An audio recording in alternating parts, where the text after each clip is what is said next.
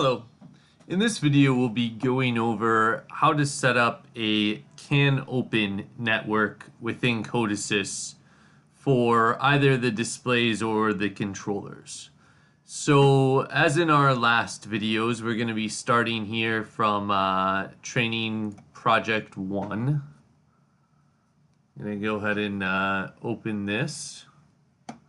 And it immediately asks us if we want to update our versions because it sees that our versions are lower than the latest installed versions. And as we've done before, we do not want to update. So we want to try to match the versions we use with the runtime that's on the display. So in this video, the runtime we've installed on the display is 3.5.4.2. So we want to try to use versions around 3.5.4, but trying our best not to go above 3.5.4. So the newest here is 3.5.8, so that can potentially give us issues. So just make sure do not update is selected, and you can just hit OK. Okay, so we have our project here from the previous videos. We created our project, we've added a J1939 CAN bus and went over how to do some of that. If you haven't watched that video yet or need to set up a J1939 CAN bus, then please go check out that video. In this video, we'll be setting up CANopen.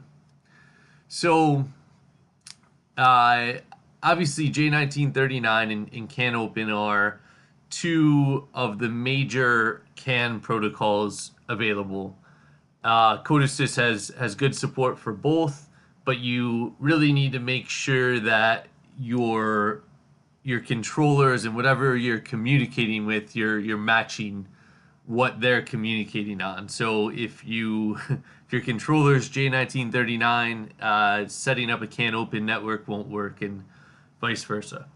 So okay, so we're gonna continue in much the same way that we did for J1939. So we're gonna select device here and right click, say add device. There we go. So we're gonna select a CAN bus device that we want to add, and again, so we see the version here is 3.5.7. So as I said before, we try to match the version with the runtime version on the device. We can see the runtime version if we double click device and say information. We'll see that the device description file we have here is 3.5.4. And in a later video, once we actually connect to the device, we'll be able to see the runtime version running on the device in this window. But we will need to have the device description version match the runtime before it will actually connect. So, okay. So we're going to, again, hit add device. And because we only see 3.5.7 here, we're going to say display all versions. And now we can see other versions of the CAN bus open up to us. So 3.5.4 is the one that we want. So we're going to add that. And you'll see it's added down here now, and it's called CAN bus 1 because we already have CAN bus 0 on our network, or first CAN bus. Okay, so here we'll see J1939 and CANopen. So in this case, we're going to now choose CANopen. And we're going to see two different options to us here. So a CANopen manager and a CANopen local device. So unlike J1939, CANopen works as a master-slave relationship. So in a CANopen network, you're always going to have, or you should always have, a single master and any number of slaves. So generally, in this case, we'll do an example like we're setting this up for one of the CrossControl displays. So generally, the display is going to be a master, and your controllers in the network will most likely be slaves. So in this case, we're going to use the CANopen manager which is the master kind of component that CODESYS uses. So if you're a master, you're going to use this CANopen manager. But if you're not a master and you're just a slave, we can just use this CANopen device. So we'll briefly look at the CANopen device at the end, just to see what you can do with it. But this would be something that you would do if you're designing like a controller to be a slave and you're setting up like custom signals and things to the controller. So the manufacturer hasn't given an EDS file, maybe, then you would have to do it this way. Okay, so for this purpose though, we're going to select 354 CANopen Manager and double click there, and we can see it's added. And when we click that, it asks us to set up our slaves. So similar to our J1939 bus, we had the CAN bus, the J1939 manager, and then the different ECUs on our network. Here we're telling the CANopen manager what ECUs or controllers or slave modules are available to us on this network. So for this example, there's some, you can see here, CODESYS comes with some different controllers and CANopen slaves available to us. I don't know much about these. I've never used the ones readily available.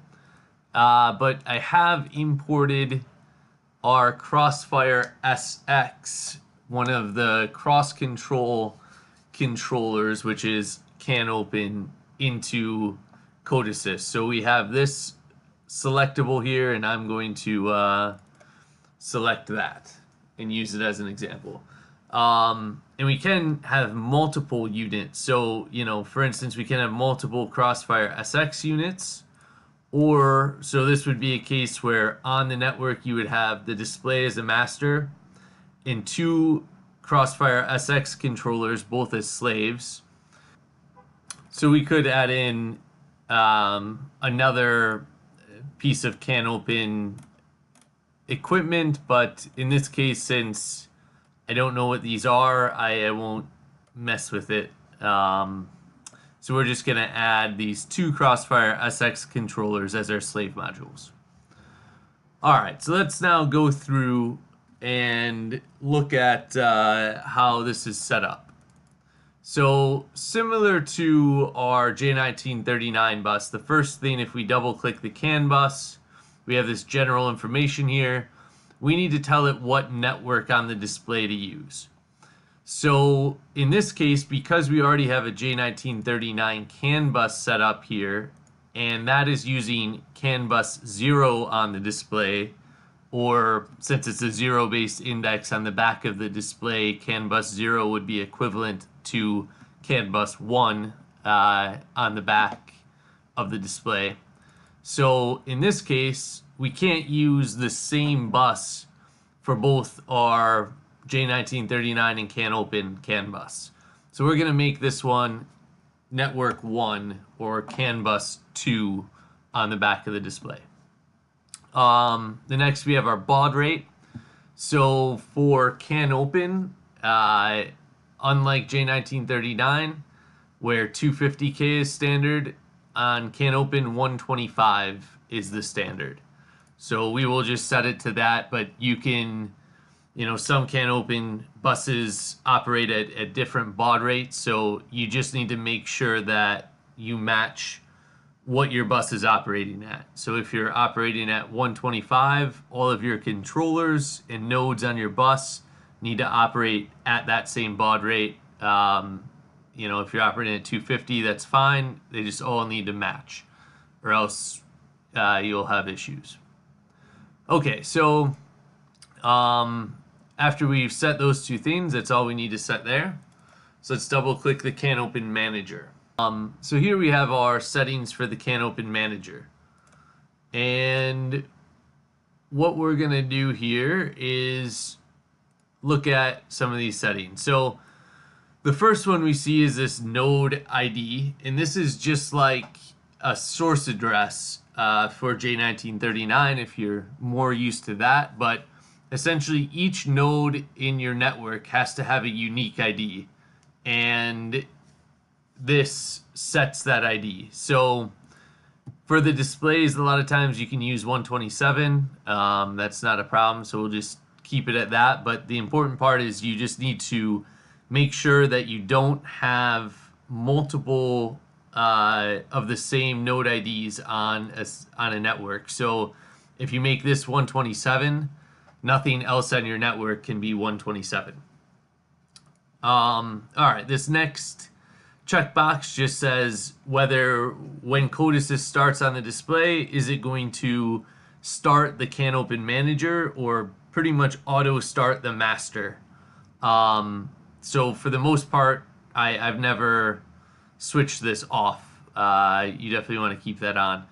The second part is when the manager or the master starts up, it needs to start up the slave controllers.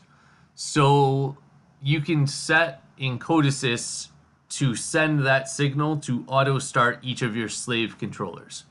So that's what that checkbox does. And again, I would recommend just keeping it checked. I don't know, I've never had a case where you wouldn't want to start a slave controller at startup, but you know, maybe there is a certain case where that's true, and if it is, you can uncheck it. This one is, there's a message that you can start all of the slaves at the same time with a single message.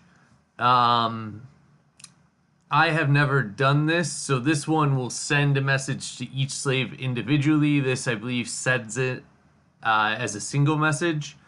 I've never started them this way, so I would just recommend start slave, but not this one.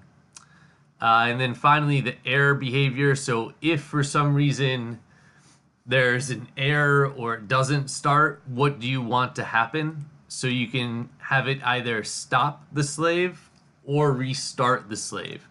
So I always keep it at restart. That way, if there's an error, it will the master will get back the error code and automatically restart your slave controller. And then finally, this polling of optional slaves. So there, we'll see as we get into our slave controllers here, you can set a slave as optional in your network. So this is useful for times where, you know, maybe you're making this application for a time where multiple machines maybe.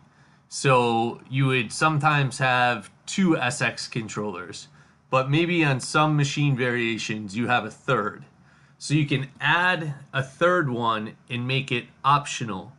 So that means that it will still function with 2 normally, but in cases where a third is set up, you can have that as an optional one, and you can handle that in your code as an optional setup.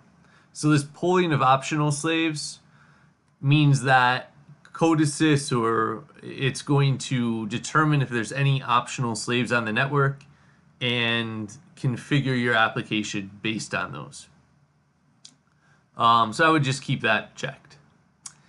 All right, the guarding. So you want to keep your heartbeat producing checked. So heartbeats are signals that allow each of the slaves or master to monitor to make sure all of the nodes are online. So in this case, the master, what we're setting up as is the display, is going to produce a heartbeat, and all of the slave nodes on this network could monitor for that heartbeat, and if they don't see it, then they know the master's down. And we'll see it as we set up the slaves that you can do the same thing. So keep enabled heartbeat checked. The sync in time producing. So sync allows you to send a message that will force each of the slaves to essentially pull all of the IO at the same exact time. So if you wanted to sync up when a certain, all of the controllers in your network are reading their inputs, then and sending them back to the master, then you would enable this sync producing. So, if you wanted to have each of your slave nodes read inputs every, I believe, 1,000 or 100 milliseconds, then you would set your cycle period to 100,000 microseconds, I believe, and that would send out a message to have them pull or read all of the inputs at the same time. Most of the time this isn't necessary. I've never really run into a case where I've had to do this, but you can do it. The window length, I believe, gives you a window, or gives the slave controller a window of time to actually then pull and send it back. Well, I'm not 100% positive on this one. So we're gonna uncheck that. You can also have it as consuming. So if a slave was going to make the display pull all of the IO and send it, then it could be consuming as well. And time producing, this means that the display will essentially sync the time and send it out on the bus. So again, I've never really had to do this, but it doesn't always. So like sometimes you have a real-time clock, all of the displays have a real-time clock, and I believe if it has a real-time clock, it will send out the time that CODESYS essentially sees from that. But if it doesn't have a real-time clock, I believe it just sends out like a counter. So all of the nodes would have the same idea of how much time has passed. But again, I've never actually used this, but that's, I believe, what it's supposed to do. Okay, so we can come here to IO mapping. There's not much. Status and information isn't also gonna give us anything useful at this point for setup, but we can see the information from this network. Okay, so we've now set it up to auto start our slaves, which right now we have set as 2 Crossfire SX modules. So let's get into how we would send and receive values from these. So the SX controller is a Crossfire SX made by CrossControl, and this has 16 configurable inputs and 16 configurable outputs. So we can set the inputs to be whatever we want, whether they're analog or digital, frequency, etc. So because we've set them up as a CANopen slave, we have created what's called an EDS file. So an EDS file is pretty necessary to CANopen. So unlike J1939, where all of the messages are defined in a common document, so everybody with J1939 knows that this PGN contains this specific data. So a specific message always contains specific signals in J1939. In CANopen, it's handled differently. So every controller or every CANopen master or slave can define custom messages, and the messages that each specific controller uses is essentially defined by that controller and then sent out with an EDS file. So an EDS file tells the master controller what each of the slave controllers will be sending and receiving. Okay, so if you have an EDS file, a quick aside here, if you have an EDS file for a CANopen slave device, you can come into Tools and I believe Device Repository here, and you can say Install. And here, for instance, you'll notice I have under my Crossfire SX directory, I've downloaded this EDS file, so I could select that and hit open, and it would add that to my PLC list, or sorry, to my, not soft motion, well, let's just do it. I think, there we go. So it adds it to my field buses list. So you'll see it there. So now I've just added this EDS file to CODESYS, and now CODESYS will store that this slave module as a field bus, a CANopen slave field bus here. So that's how I was able to then add it down here in this step where I say add device, and I can look at my remote devices and see the Crossfire SX module. Okay, so the EDS file essentially tells the master controller the messages that are going to be sent and received from that slave device. All right, so again, let's come into general here, and we have our node ID. So again, this is the same thing as we did before. Actually, a lot of this will be the same. So we're gonna go quickly through it. So node ID just needs to be unique. And you'll see as we added a second node here, it's made it unique between the two Crossfire controllers. So that's good. We can say enable expert settings, and that's fine.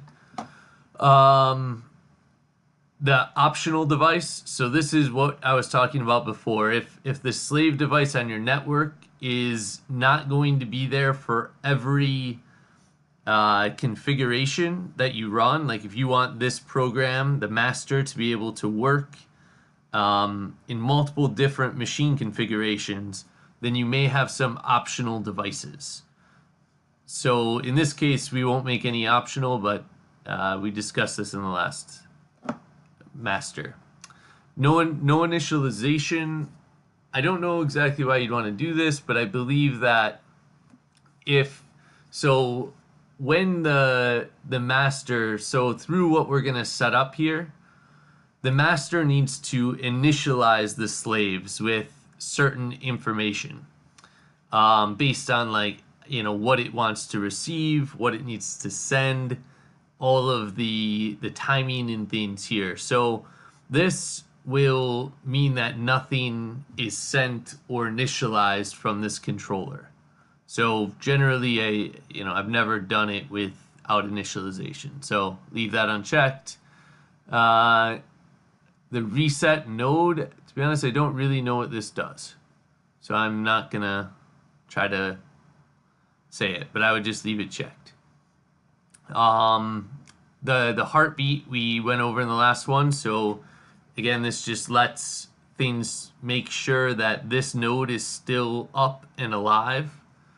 So you'll notice, we had our manager here also produce a heartbeat. So now this is saying that it's consuming a heartbeat, but it's also producing a heartbeat here. So we'll keep that. The emergency message, this is I believe an error code where it can send out an emergency, but I don't exactly know what this does or what the emergency message actually has in it. So I've always just left it checked.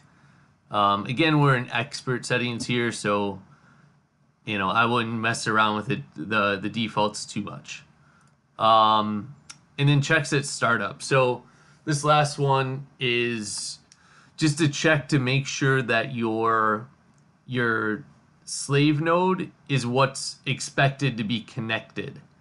So what will happen is your master will check the vendor ID of the slave and make sure that, for instance, if your vendor ID is different, then it knows that it's not the node that it is expecting to receive data from. So just to check to make sure everything's hooked up correctly. And you can also enable these two, if you want to be more specific. So, a vendor ID will give you, for instance, the company that's created it. So in our case, CrossControl. But a product number and a revision number will be more specific. So in the EDS file, all of these things are listed. So in this case, you can check to make sure you have the right, like made by CrossControl, the SX controller, and revision 2, for instance. You could check all of that, So we'll just leave it at the default here. Okay, moving down into the PDOs. So PDOs are called process data objects, and these are things that are sent out and received by the CANopen slave. So you'll see the receive PDOs, master to slave, and transmit PDOs, slave to master. Okay, so essentially these messages on the left are ones that the slave expects to receive from the master, and these on the right are ones that the slave is going to send to the master. So by default, there's 4 PDOs in each section that are checked, but you can set up other ones if needed. So right now this is saying that it's going to expect data. So it's got, like I said, it's got 16 outputs on the SX module that can be configured, and they're all PWM or PWM-I. So we can see here port 1 to 4, 5 to 8, 9 to 12, and 13 to 16. So let's say, if we wanted to configure each of the PWM-Is or PWMs, we would need to also select this port here, or this PDO. And to select it, if we just leave it at 0, I believe that's going to be an issue. Yep, so 1 error. So, and that's telling us because this object message here is out of range. So we need to select another ID for this. So let's try ID like 202. Or we can leave it at after this. So we'll say 502. How about? And that should, no. I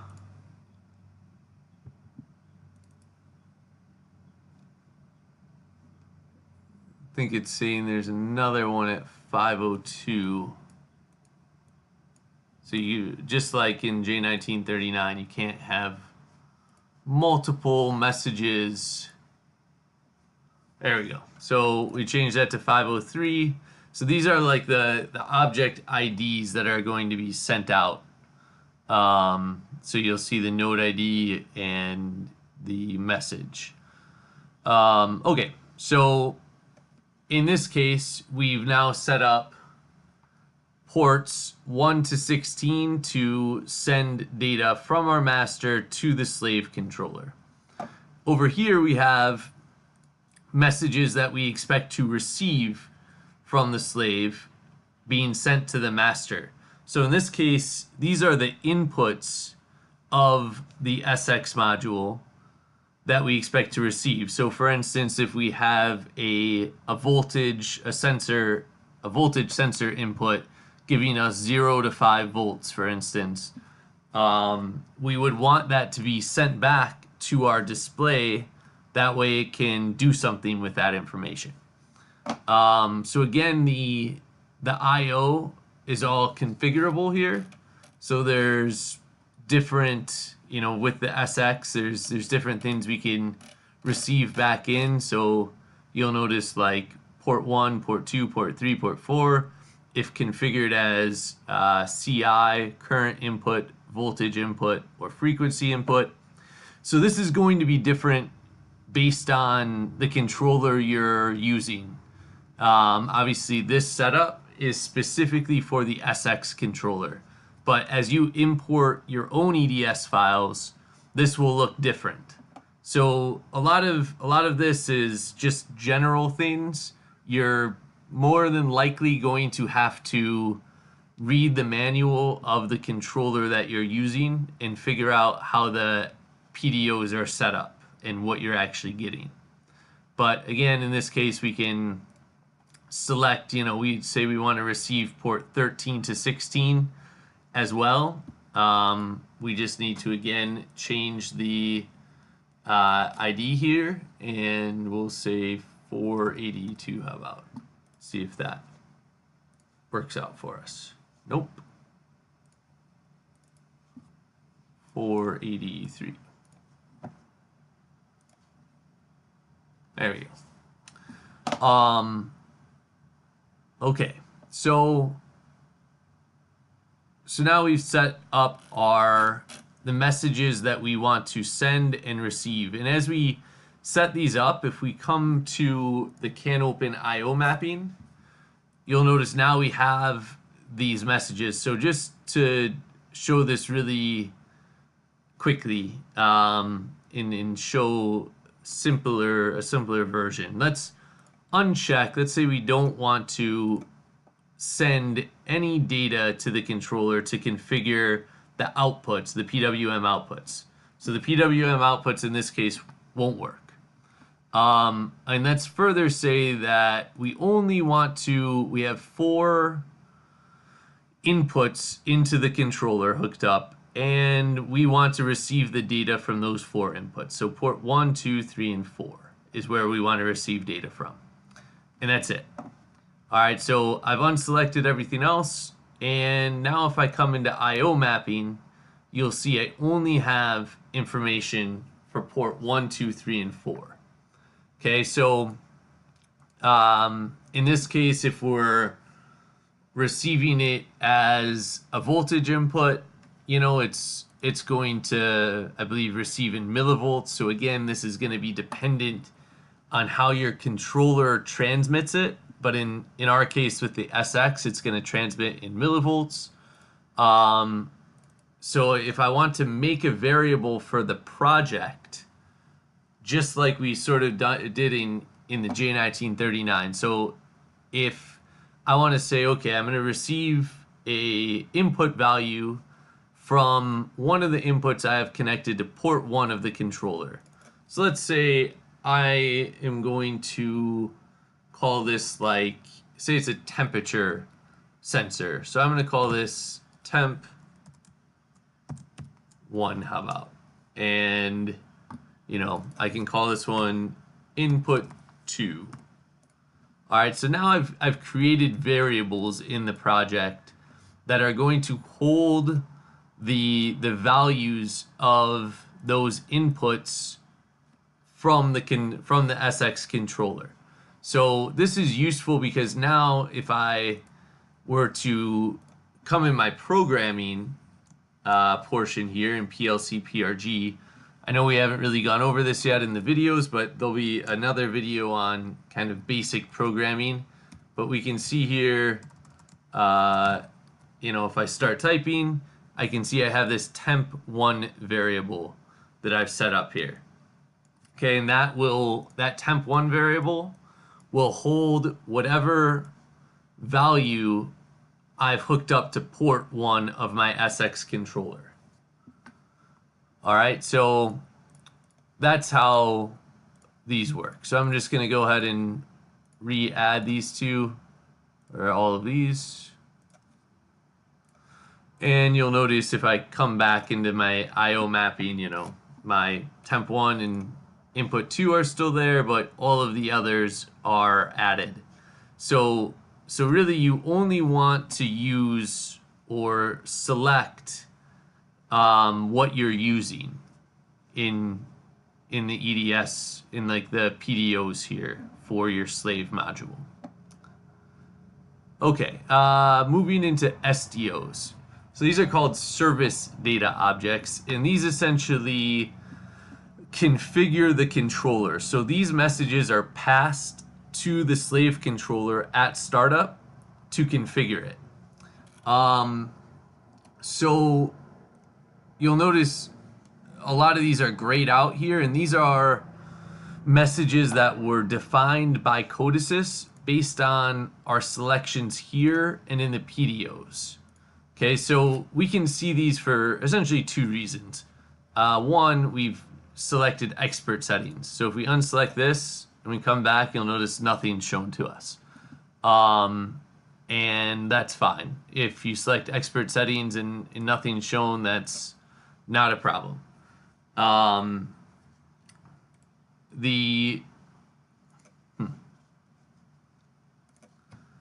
Yeah,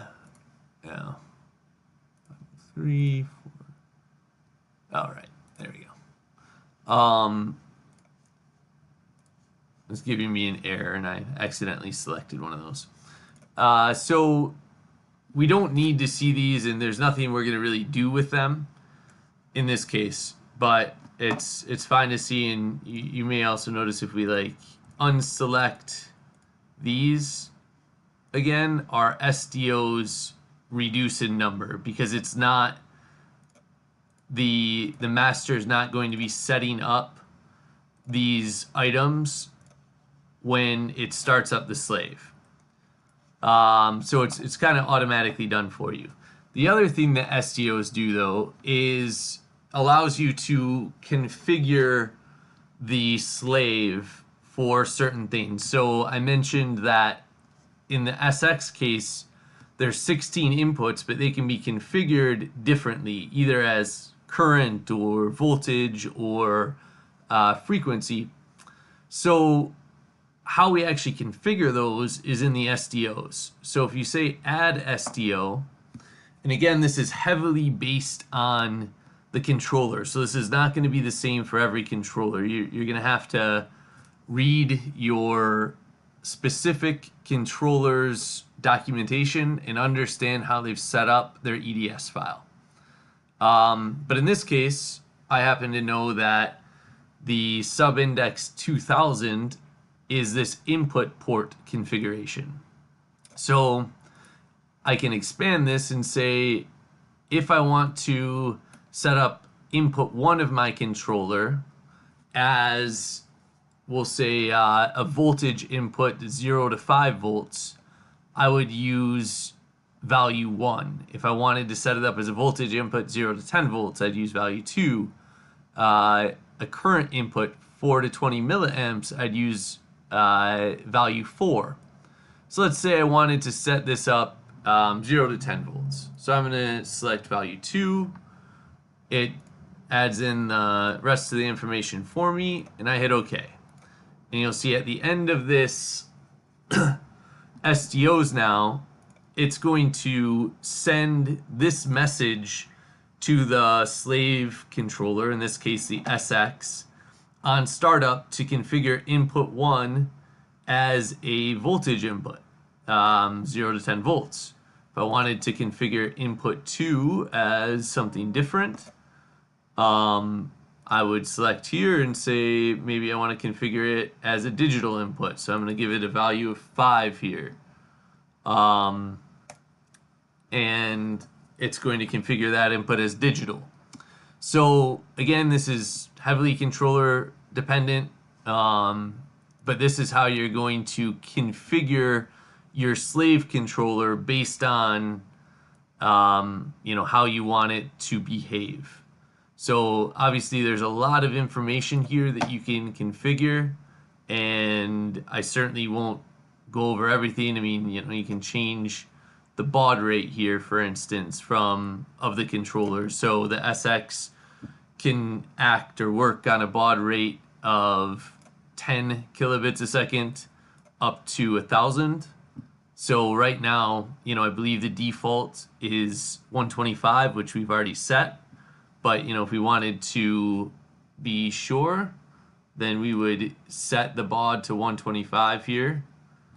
And yeah, so there's a lot, we can set up with SDOs. Okay, so I won't really go over all of the SDOs, obviously, but that's the idea.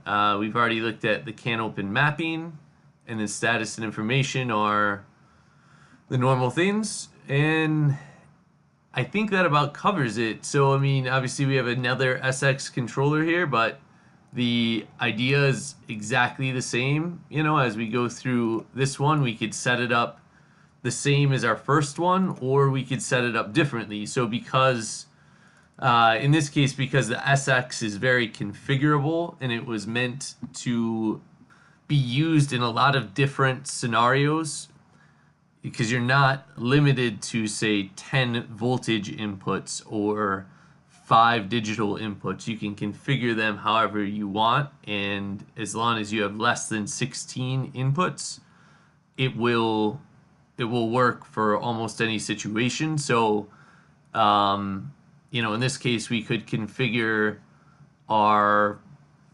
SX1 to be 10 voltage inputs and 6 digital inputs, and then configure SX2 to be 14 frequency inputs and 2 voltage inputs, for instance. And we would do all of that with the SDOs here, as we went over in this previous example. And then we'd receive the values, through our receive and transmit PDOs, so we can send and receive values in that way. And I think that does it. So if I haven't messed anything up, I should be able to build the project, hopefully.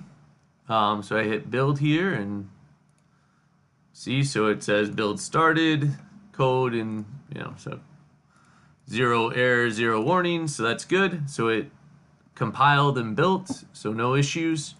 And I think that's it for this video. So in the next videos, we'll be going over how to add a visualization to the project and link some of the signals that we've set up for our J1939 and CANopen buses back to our visualizations. And then we'll show how to set up those variables, sort of like we did in this video very quickly, how to set up variables to be used in your programming in your project. All right, tune in for future videos. Thanks.